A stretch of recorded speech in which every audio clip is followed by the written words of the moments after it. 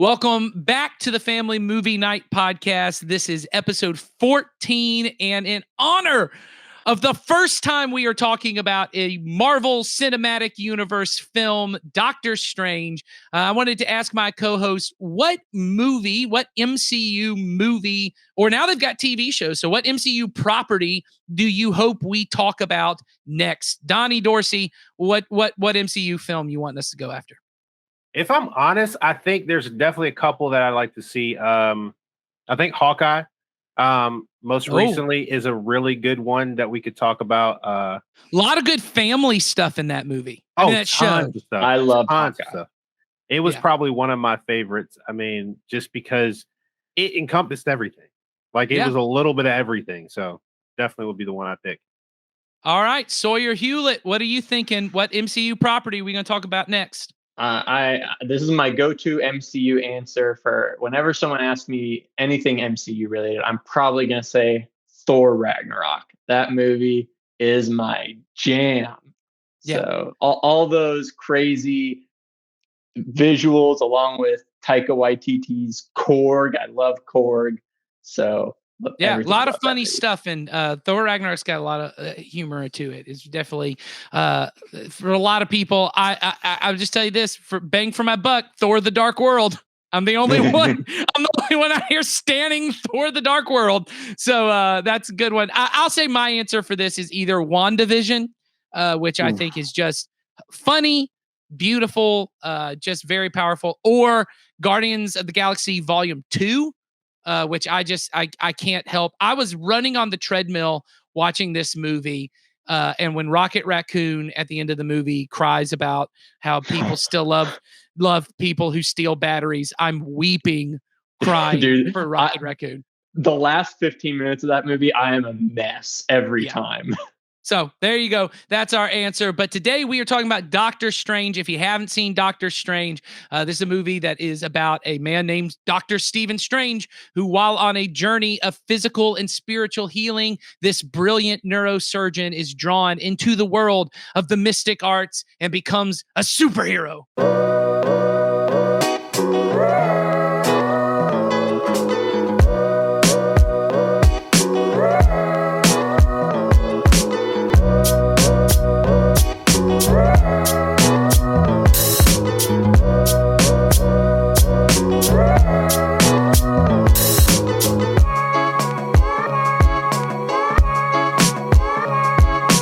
Well, welcome to the Family Movie Night podcast, where we want to help your family have better conversations around the content you consume. And whether you are a comic book nerd like me or not, more than likely your family is consuming some kind of superhero content, if not Marvel Cinematic Universe content. When I was a kid, I was the only person I knew who cared anything about Doctor Strange or Iron Man. But now everyone's talking about it. These movies are making multi-billion dollars at the box office.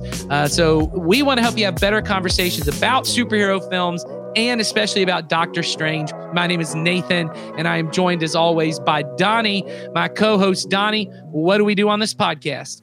Well, on this podcast, we encourage every family and community Christian to have a monthly movie night. It helps you with your children to build memories and start conversations that matter. The goal of our family ministry is to help you raise your children to love Jesus and his way of life above all other things. And we know that critical to that is for you to have a routine, regular time of connection and shared experiences that help you build some stronger relationships. And movie nights are a great opportunity to do that, because movies are not just like, an easy way to share laughter and joy, but even fear and sadness in an environment. But we also think they give us a chance to talk about what matters most to us in a way that's meaningful and memorable with our children. And, on this podcast, we want to not only recommend some movies that you could watch on your monthly movie night, but also give you some ideas of meaningful conversations that you could have with your children during or after the movie. And as always, we don't want this podcast to be just another thing on your list of things as a parent that you feel guilty about not doing. These movie nights are really, we just want to help it to be easier for you as a family to get together and to build memories and to share conversations that actually matter, that help your kids love Jesus and his way of life even more. So we're going to have some fun when we're talking about this, and we hope that it just inspires you to have some better conversations. And I'm very excited about this. If you don't know, one of the reasons we're talking about this movie is from the very first meeting we had about this podcast, I said, at some point we're talking about Doctor Strange. And this movie is coming out the day after my birthday. So this is my birthday present to myself. We're getting to talk about Doctor Strange. And I'll just go from the top, but what I love about this movie. One, I am as some might say, a Marvel zombie from way back in the day. When I was about 8 or 9, I started reading comic books. And this was before really this was like the year that X-Men, the movie, came out. And I just fell in love, especially with Marvel comics, and kind of kept that love up until maybe like 5 years ago, still reading comics. And I have always just loved comic book stories, comic book movies, especially the Marvel Cinematic Universe. And so what I love about Doctor Strange, one is if you're not an MCU fan, if you've seen no Marvel movies, you can just watch this movie. You don't have to know anything about any other characters, about any other thing. You can just jump right in, know this character, get to know him. And it is just really fun, really phenomenal. I think there's some name drops, like they say the word the Avengers at some point. So if you know that the Avengers are a superhero team, that's literally all you need to know. And so this is a movie that does that. But as someone who just even though I love the MCU, there's kind of a sameness that people talk a lot because these movies are now kind of more like a TV show than movies. They kind of all have the same visual look. And this movie came out at like right in the middle of all of them.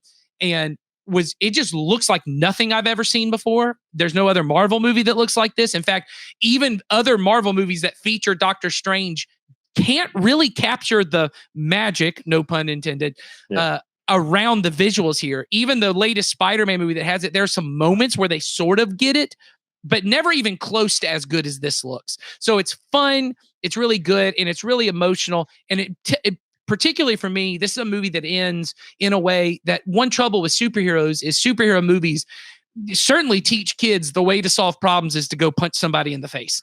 And this is a movie that not only, even other movies like the latest Spider-Man movie kind of deals with that, but they're still punching people in the face.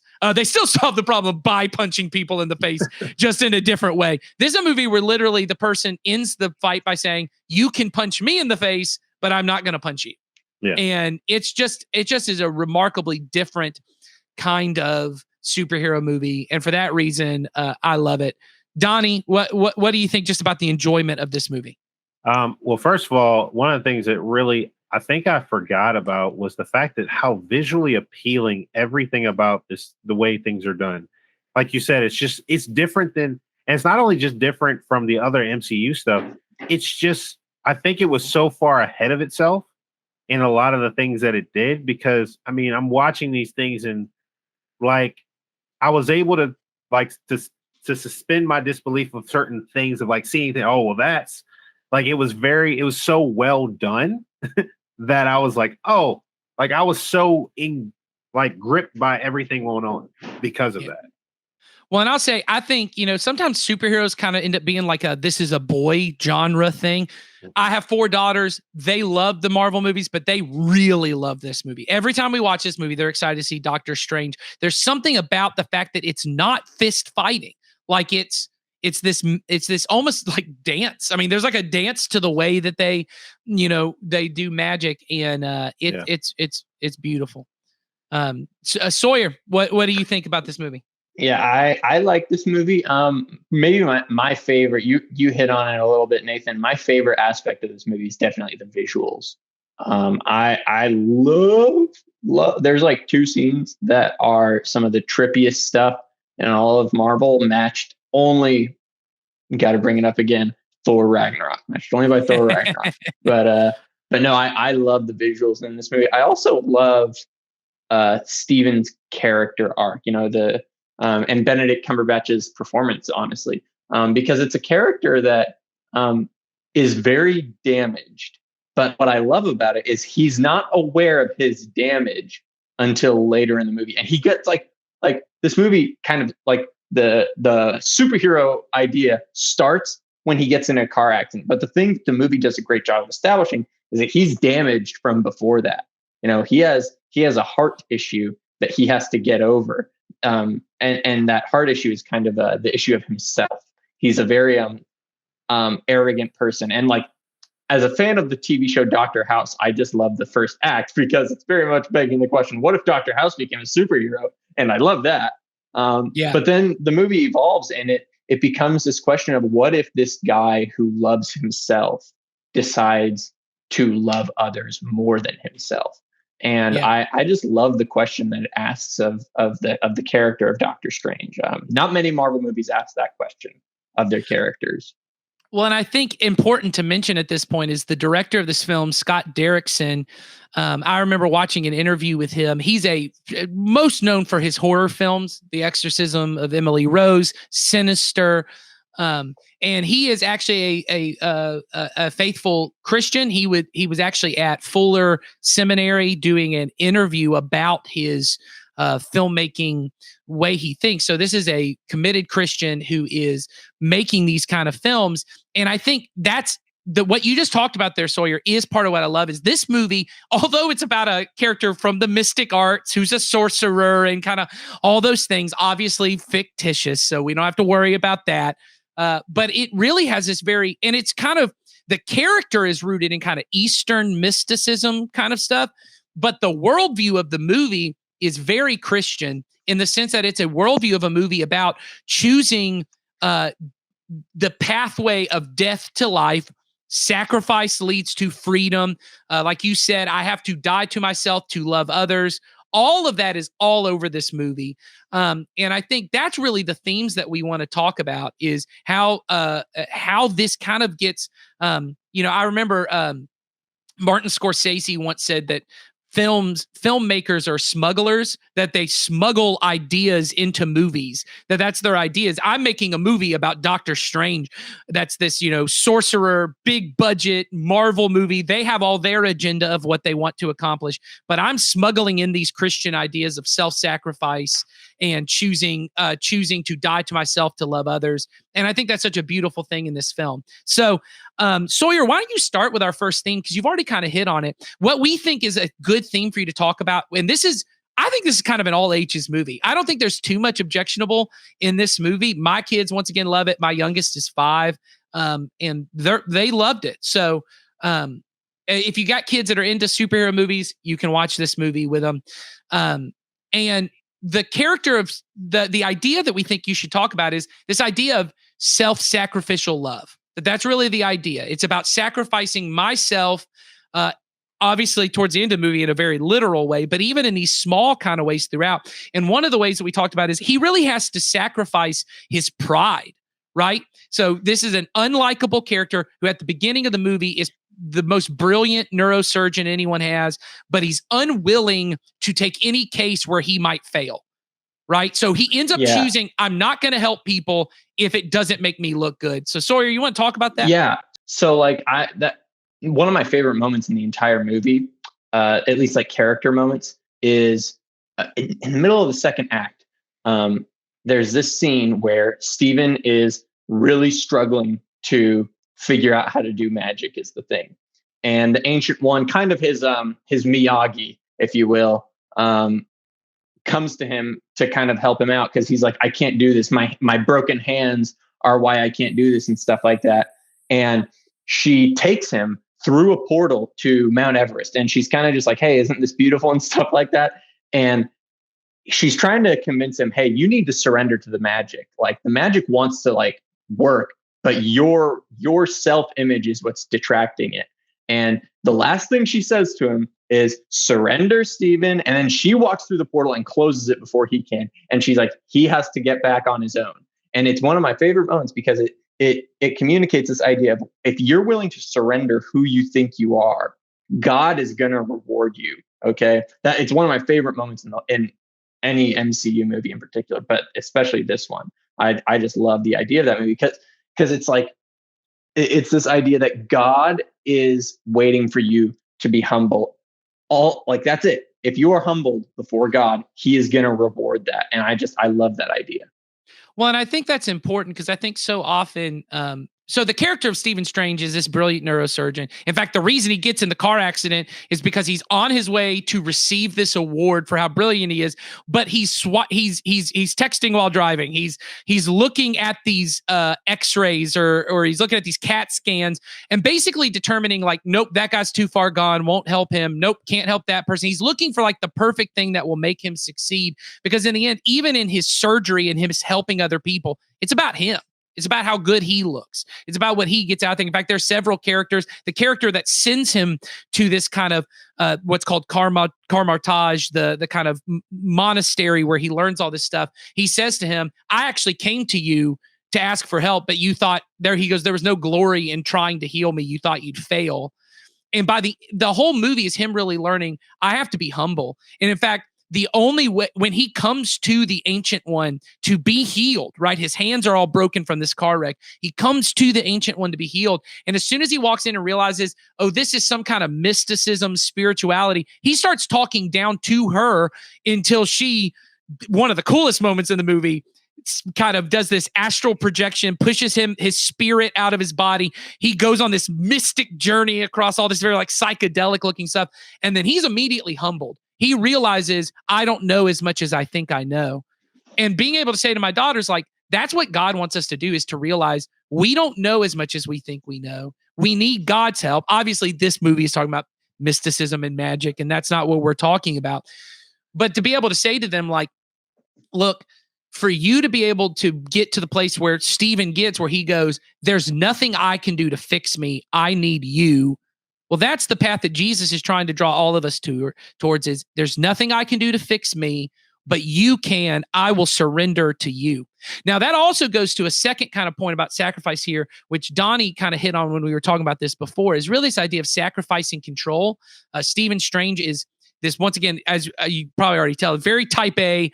I'm always in control of everything, won't allow himself to ever let go. And that's that conversation you were talking about, Sawyer, where the Ancient One has this conversation where he says, I don't understand how to control this magic.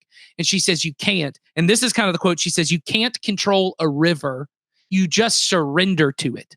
You surrender to the current. You get it that this current is kind of flowing. Once again, that's actually very biblical imagery of the river of God, right? The streams of living water, that God's just inviting you to kind of surrender to the currents of grace and the flow of the river of God. And he has to learn how to surrender control. And Donnie, you were talking about this before. So why don't you talk a little bit about this idea of where he has to learn to sacrifice his control? Yeah, so like, I mean, kind of give like a brief overview and the idea of like who he is. Like he's just like Nathan's already talked about. It's like he's this expert neurosurgeon that for his entire life he basically could do whatever he want in the skill set, you know, and because he was that skilled at what he did. And he realized when he was in this accident and lost the use of his hands that had been for, you know, his moneymaker, you know, he had to figure out something else. And in order for him to gain more, like she told him, he had to give up more. But it wasn't giving up more stuff, because if as they're doing it, like he spends a lot of his money to the point where he's basically running out of money to be able to do all these things. And it came down to him going, if you would pay attention, it's not about what you're doing. It's about you're trying to control an environment in the world around you that's not yours to control.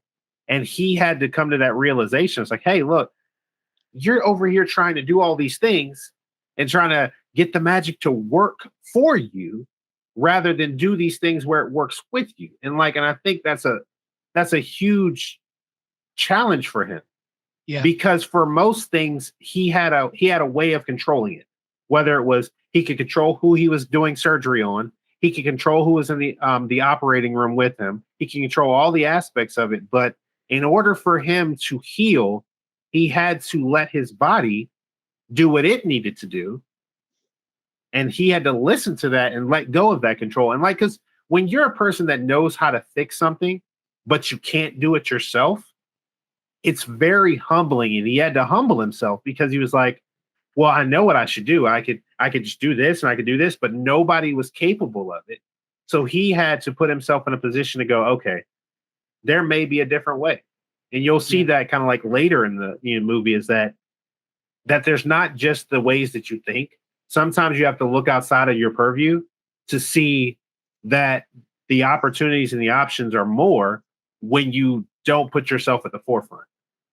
Well, and I think what he ends up learning is he gains control by surrender. Yeah. That there are things in life I'm supposed to control, right? And this is a good conversation to have with your kids. Like, it's a good boundary kind of conversation of there are things you are meant to control and no one else is meant to control those things. Not even God will control those things, right? God wants you to be in control of your thoughts, your emotions, your actions, your words. Like, those are things you are to control. And God wants to help teach you. And the way you do that is you surrender that Jesus has a better way to do things than I do.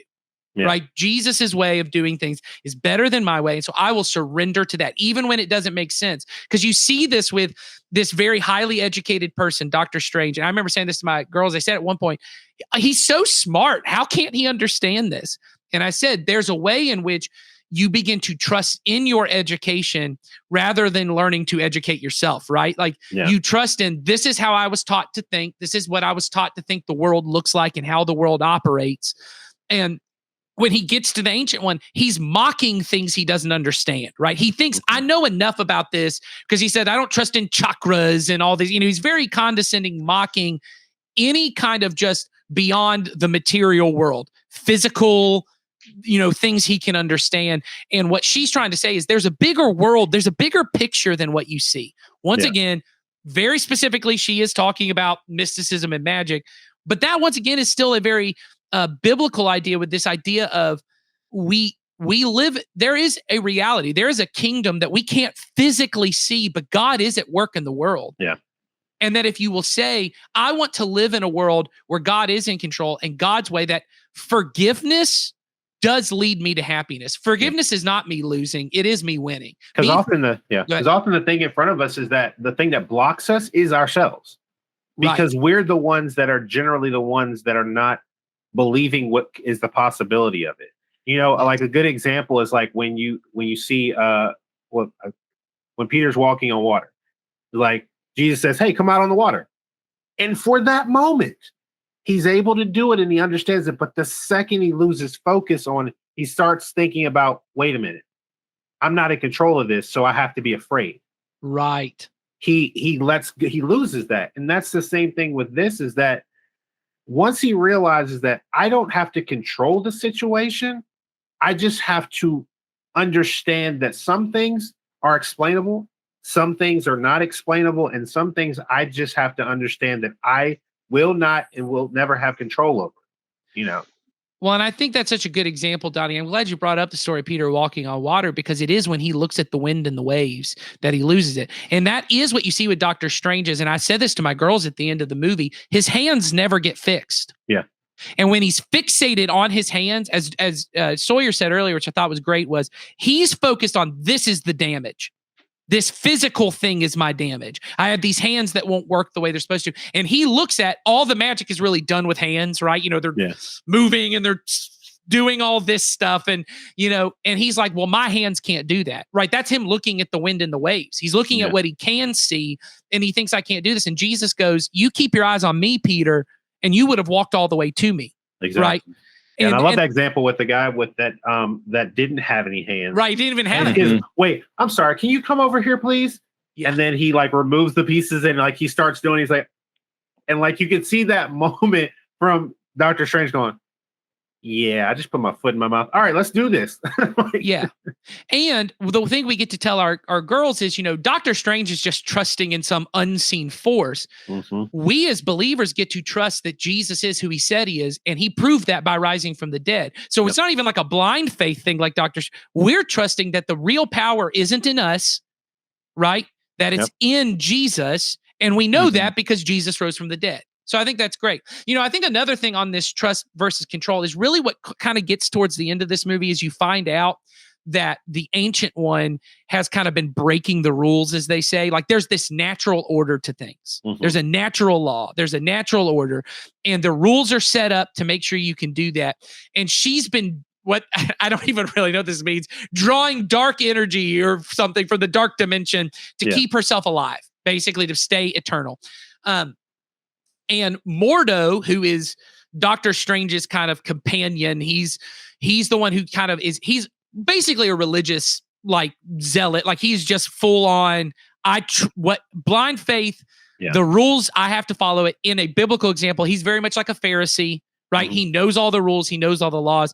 And Doctor Strange gets to a point because Doctor Strange eventually breaks the natural order by doing this time reversal, doing all this stuff. And he says, sometimes, I can't remember the way he said it, but it's like basically sometimes you have to do something in the wrong way to do the right thing or something like that. I have to do the wrong thing to do what's right. And what it made me think of was just recently, Jason Collins gave a sermon when his question was, can doing the right thing keep you from doing what's right? That the Pharisees and Jesus, they had these laws that really they thought they were honoring God because they were doing things in the right way, but it kept them from what's right, which is loving other people. And what I loved was just an example of how this conversation, how these movies bring up conversations. My daughter, oldest one, looked at me after he said that and goes, that can't be true. Is that true? That you can do something in the wrong way, but it be the right thing? And I said to her, this example again, they just learned this. And I said, well, think about Rosa Parks. I said, think about Rosa Parks. It was wrong because it was against the law for her to not give up her seat. Mm-hmm. But did she do the right thing? And she said, yes. And I said, that's because what we know is what's just, what is loving. I said, sometimes there are unjust rules or there are unjust laws or there are things that may even be the right thing in most situations, but may not be the right thing in this situation. Now, that's a very complicated conversation to have with kids because what we want every kid to think is you just do the rules. You follow the rules. You do the rules. But what we really want are kids who are thoughtful and are able to do what's loving. So what were you going to say, Donnie? Yeah, because like it's that idea of when you're sitting in a situation where the right thing may seem like the most obvious thing, but it doesn't push forward the grace and the mercy and the love of Jesus in that moment. Because say, for instance, someone has done something that quote unquote blown up their life and all these things. And someone's like, well, they did this to themselves. Well, you could do that. Or you could say, you know what? You made this mistake. I'm not going to hold the mistake against you. We're going to move to the next step and we're going to do the right thing, which is I'm going to help you. I'm going to support you to get to that next step. Right. Because I think in the culture at times it's the idea of, well, if they did that, that's on them.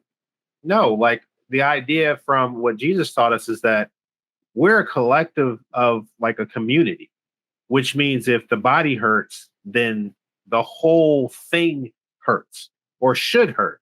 But the opportunity, like the way that we're seen in culture, is that no, it's every person for themselves. If you fail, well, that's on you, and I'm going to keep it pushing. Whereas, like, if I see someone fall, I need to pick them up. Like you think about with the Samaritan, like I could have easily just walked past them because I got to get to church. But this person on the side of the road needs help. Yeah, but I'm gonna be late for my position. Kind of thing. Well, and the Good Samaritan is a great example, right? Because that's really what Jesus is getting to is, like for the Levite and the priest to touch this man would have made them unclean. They may not have been able to do their Levitical priestly role that was right. Yeah. They have to show up. People are counting on them to be there to offer sacrifices. But by touching this man and dealing with this, because he could have been dead and touching a dead body would have made them unclean. Mm-hmm. They go, it would be wrong for me to help him. Yeah. Right. And good. And on that note, like something I love about Mordo is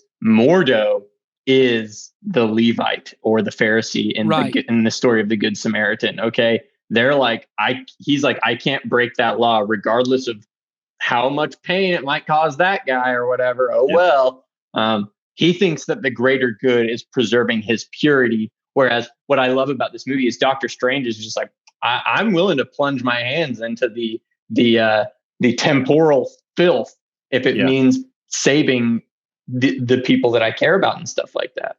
Well, and I think what's even so interesting, and they really get to this towards the end. This gets us into our next kind of sacrifice thing here. Which obviously, the end of this movie. If you haven't seen it, just go ahead and listen because whatever you need to know how to talk about it.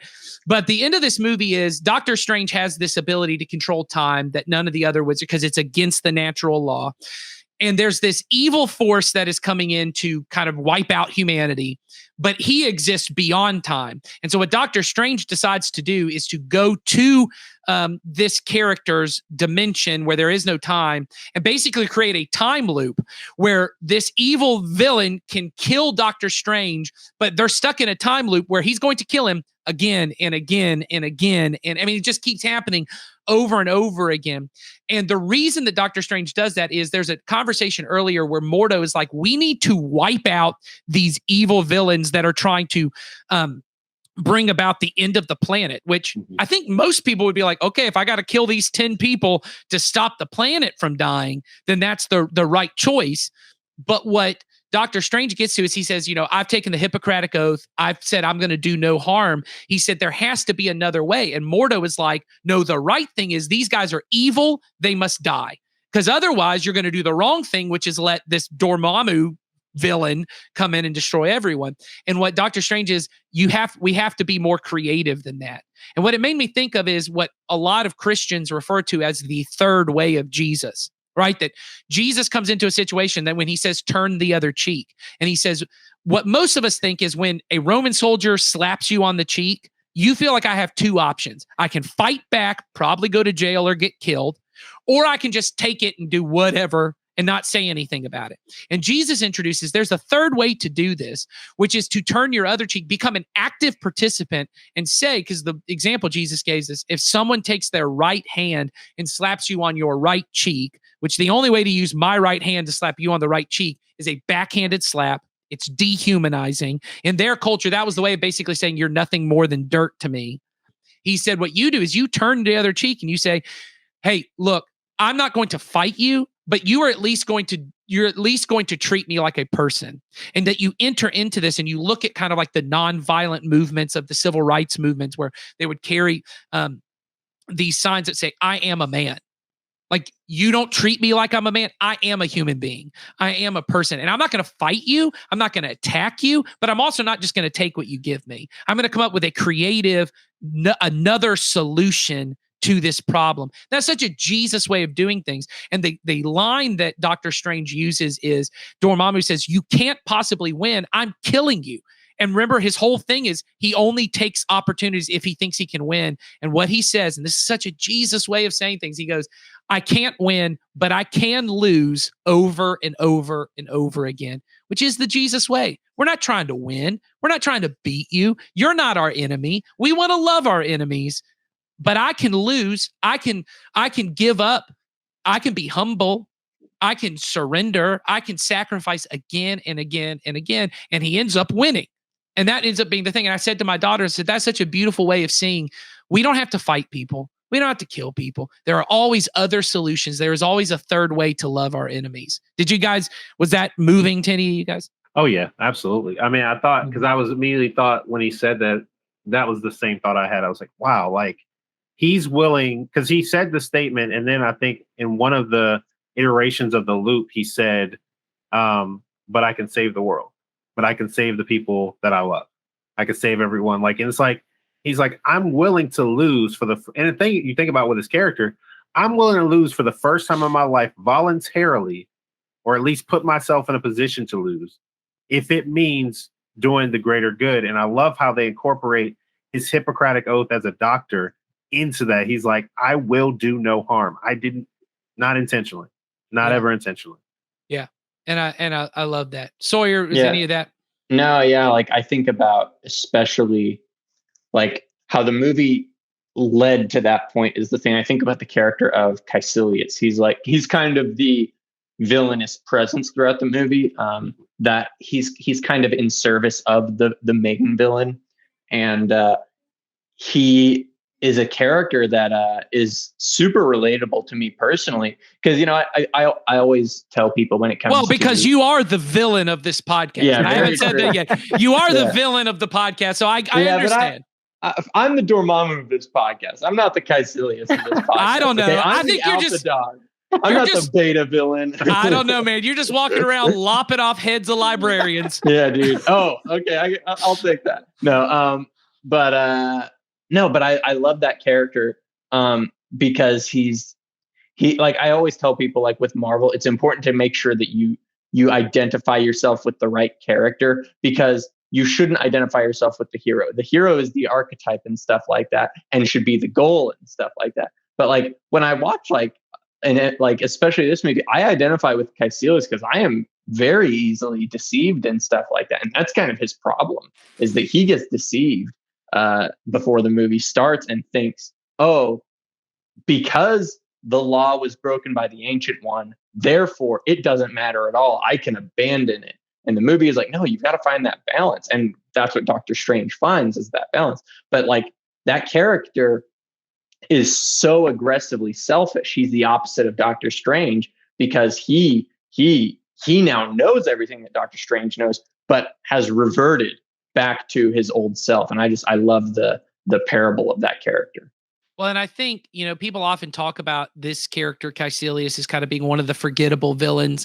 But I really don't think he is. I think if you get what he's doing in the movie, he really is serving very much like Killmonger in Black Panther as a character that is relatable in that his idea is that death is offensive. He said that death is the greatest insult. The idea that we die, and his idea of what eternal life is, which once again, it's the only movie I know of in the MCU that mentions eternal life. What he thinks eternal life is that I never have to suffer, I never have to die.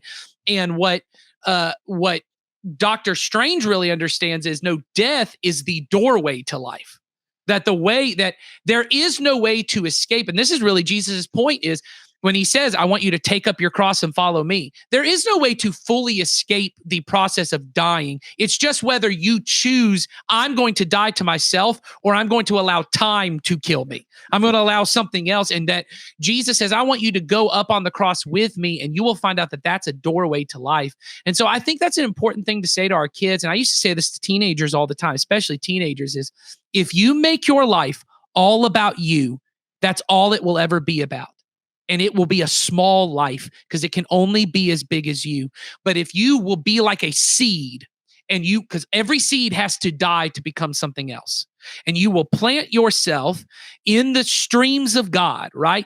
And you will allow yourself to blossom. You will become something you had never imagined before. And that's really what I try to say to my kids is don't make life about you and what you want and what you want to get out of it. Don't be Doctor Strange at the beginning of the movie who's only focused on his greatness and his success and what he wants, because he treats people terribly. Christine is trying to help him, right? This girlfriend character wants to help him. And one of the most heartbreaking moments in any of the movies is where she says something like, there's other things to live for. And he says like, what are you going to say? You? And it's so cutting. Yeah. And it's so biting. And you realize she's like, yes, other people matter. Yeah. And it's so much that way. So I think this is a great opportunity to have conversations with our kids about sacrificing our pride and being humble people, sacrificing control and trusting Jesus, and even sacrificing what we think of as our life and being willing to die to ourselves to be born again to new life. So since we're kind of wrapping up our time here, let's do lightning round. Donnie, you had talked before. I just want you to briefly talk about this idea. You saw a parallel between Doctor Strange losing the use of his hands and Paul, the Apostle Paul, losing his sight. Talk about that. Yeah. So like, I thought it was kind of interesting because like, when you think about it, like for the better duration, Paul was able to do what he needed to do, and he could walk the path he needed because he had control of all these various things. But the one thing that would take him out of it, where he was, it's the epitome of it, is like he was blind, but not visually. And once that was taken away from him, he had to slow down and look at the world around him and go, okay, I'm not doing this right. And then he was able to regain his sight, but not in the sense, like in that one, of course, like he regained full control of his sight, but now he had a better vision of the world around him, whereas like in Doctor Strange had the same exact situation where for a long time, he was an expert with his hands and he could do all these things as a neurosurgeon. And the second that was taken away from him, it forced him to look at the world differently. it forced him to open up his purview of saying, hey, oh, wait, it's not just about what I can do. It's about what I do with what I've been given. Yeah. I think that's great. That's a great one right there. The opportunity for you as a parent to tell the story of Paul. And if you don't know it, there's a great opportunity to look it up. I believe it is in Acts 9, but that may not be correct. I'm going to look that up. Acts 9. Okay, there you go. Yeah. So Acts 9. Sawyer, lightning round. What do you got for this movie? Yeah. We didn't talk about this, but I literally just want to talk about my favorite scene in the movie. We've talked about the really psychedelic stuff, but my favorite scene is, big spoiler alert. The Ancient One dies near the beginning of the third act is the thing. The Ancient One dies. And there's this scene where she's in the hospital and it goes into her astral form. And Doctor Strange actually sees that she's in her astral form. So he joins her in the astral form and they go outside and have one final conversation, watching like it's super slow motion. So you're seeing this lightning strike and while they're having this entire conversation. And it's a beautiful scene. I love every second of it. And both the performances by Benedict Cumberbatch and the actress of the Ancient One, they're just great. Yeah. I love that as well. Tilda Swinton is who you're Tilda Swinton. Jeez. Yes. Yeah. I don't really have anything to add that we haven't talked about. I love this movie for specifically the reasons that it talks about of surrender and sacrifice and choosing a third way. And I think just in particular for someone who loves comic book movies, I certainly don't want our children growing up thinking the only way to solve problems is to fight it out. That sometimes the solution to the problem is to surrender or to sacrifice. And this is a movie that normally in superhero movies, someone says, over my dead body. But what they actually mean is over your dead body, because there is no chance that I'm going to die. And this is a movie that really says the victory came over his dead body. It was his dead body again and again and again. And it is an interesting thing of I won't kill you, but you can kill me. It's just a very powerful thing. So anyway, that's really it. We think this movie would be a great opportunity for you to talk to your kids about some great Jesus-centered things: sacrifice, surrender, trust, humility. All of these are great ideas. So hopefully you get to have those conversations and you join us next week for our next episode.